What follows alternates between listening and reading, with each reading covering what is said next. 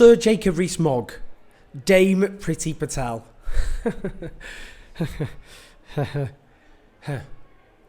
So we've just had the release of Boris Johnson's resignation honours.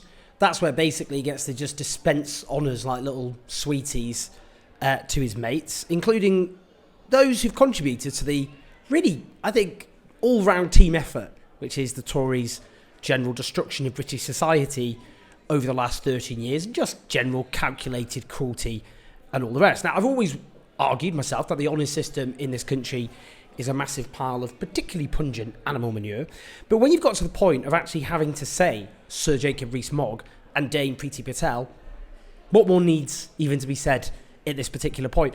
Now, let's just consider, of course, Priti Patel, who walked so Suella Braverman could run. Now, just let's go through a record. A contributor to the 2012 book Britannia Unchained, a hard-right manifesto which included contributions from such luminaries as Liz Truss and Dominic Raab. It really is the A to Z of disgraced Tories. And it condemned British workers as idlers. I always find this fascinating. You know, the left's often accused of being Britain-hating and unpatriotic. And these bunch of right-wingers can just churn out entire pamphlets denouncing British workers as lazy. And that's fine, apparently. Anyway, she, of course, escalated the already wretched demonisation of migrants and refugees, which had happened under David Cameron and George Osborne and under New Labour. Now, obviously, what we've seen under this government is safe legal routes closed down, with exceptions. For example, Ukraine. If you're not white, bad luck, generally speaking, I have to say. Hong Kong being another notable exception. But otherwise, conflicts around the world, including ones which we have directly been massively involved in, violence which our governments have helped unleash, bad luck.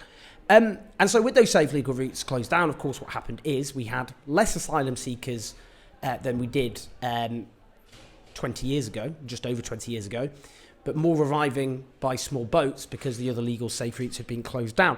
She was the one who negotiated the Rwanda scheme, which means deporting everyone. Doesn't matter if you've been raped, doesn't matter if you've been tortured, doesn't matter if your relatives have been murdered in front of you. You're instantly deported to Rwanda, a human rights abusing, very poor country in Africa, where you are permanently kept there with no exceptions. She negotiated that. Of course, she constantly spoke about migrants and refugees in degrading ways. She even considered apparently using wave machines against the small boats. That's what we're talking about. Now, the Cabinet Office found evidence that Priti Patel had breached the ministerial code following allegations of bullying in 3 government departments in which she'd served. And the then PM's chief advisor of the ministerial code actually just resigned because Boris Johnson rejected the inquiry's findings and said he had full confidence in Priti Patel. This was only, a couple of years ago or so. Also, remember in 2017 when she had secretive meetings with Israeli officials and was forced to resign? Absolutely crazy scenes. Do you remember in 2021 when she took on the England football team?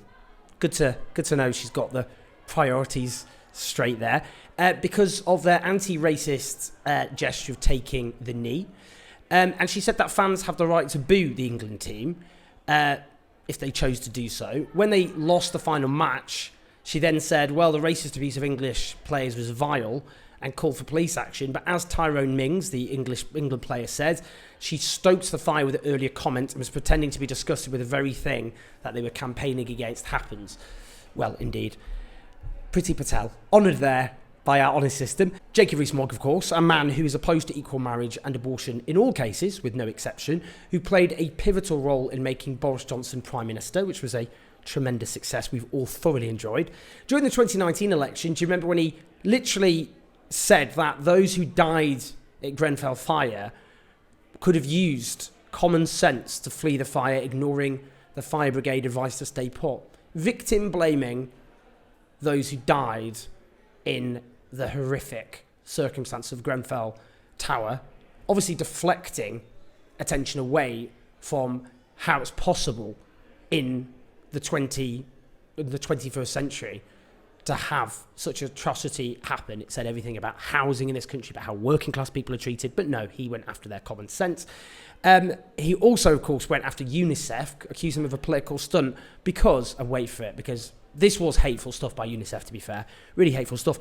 They said that they were providing food parcels in deprived areas of London prior to Christmas for the first time in their 7-decade history.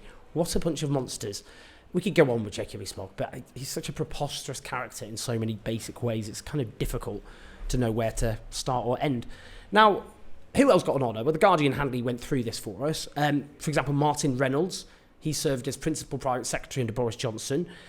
He'd invited dozens of Downing Street staff to socially distanced drinks at the Number 10 Garden in May 2020, saying, bring your own booze. Do you remember May 2020? I remember 2020, being stuck in a flat with no garden, watching the beautiful weather. It was very, very beautiful weather in that first lockdown, but as long as they were having fun. Shelley Williams-Walker, Downing Street Head of Operations under Johnson, and held a party the night before Prince Philip's funeral. Got to hand it to these people, to be honest. Jack Doyle, Director of Communications. He was in charge of the official response from Number 10 when the Mirror first contacted them about allegations of the PM's flat, known as the ABBA Party. He told another official, I don't know what we say about the flat, ignore the Christmas quiz bullshit, who cares, just be robust and they'll get bored. Yeah, I mean, I don't want to harp on about it, but it is annoying, isn't it? It's just the nature of the British establishment, where the most diabolical people just fall upwards and are constantly rewarded. Doesn't matter. I mean, if you look at just the Tories generally getting honours for everything, given what this country's gone through over the last 13 years, terrible growth, unprecedented fall in living standards, with people by 2026 set to be poorer than they were in 2008, which was 2 years before Tories even took power, a housing crisis, collapsing public services. I mean, you know, we could look at poverty rates, insecure jobs. I mean, you know, just the entire public realm falling to pieces. It's a country which has just spent the last few years hurtling around from one crisis to scandal to crisis to scandal. Ridiculous. But there we have it. They're all getting rewards, including those, obviously, who played pivotal role in so-called Partygate, when, you know, I think it has to be remembered, not only was it the case that people couldn't hold the hands of their dying relatives, or they had to watch relatives buried on Zoom. I was one of them. The 8 million people who live alone, who often suffered terrible loneliness and solitude. People denied just basic daily affection and the right to party. But these people got so drunk, they were vomiting down the sides of karaoke machines. Yeah, well, as long as they had fun. But it is, obviously, it's not just that, but it was also the case that so many people across the country actually suffered. Because they were fined, and the fines they suffered, they're a lot poorer than the Prime Minister is, and they got bigger fines. We know that black people were more likely to suffer police action because the police are institutionally racist and institutionally wretched. But, you know, we talk about that in other videos. It's just an establishment which looks after its own. It doesn't matter how much harm and misery that they're responsible for, how much hurt they've caused. It doesn't matter the fact that it literally was one rule for them, one rule for everybody else.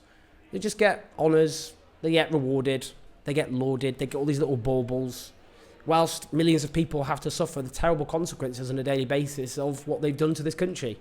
It sucks. But bottle up that righteous anger, because you can't let them get away with it. I do like to think, you know, it's not always the case, is it, that it's like one of those films where the bad guys get their comeuppance. But I've got a sneaking suspicion that in this case there might be some righteous justice in the end. So bottle up that anger, that fury, and let's keep thinking about what we can do to rid the country of them, but also to actually have a government which, you know, actually maybe stands up for the vast majority of people rather than those at the top who are doing very, very well and always do in every crisis. Every crisis for them, a time of turmoil for everybody else, but often just not another opportunity for them to make vast sums of money at the expense of everybody else.